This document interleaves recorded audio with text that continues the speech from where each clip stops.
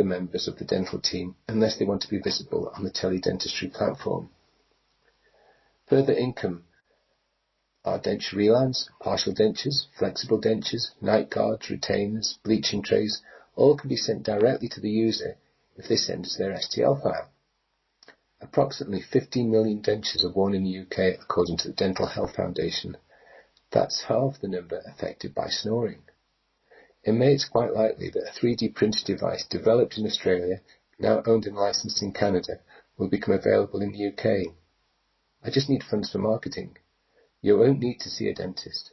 As Rory Sutherland says in his book on alchemy, sex sells. As we get older, a device available to enable a good night's sleep by silencing your partner may be worth its weight in gold.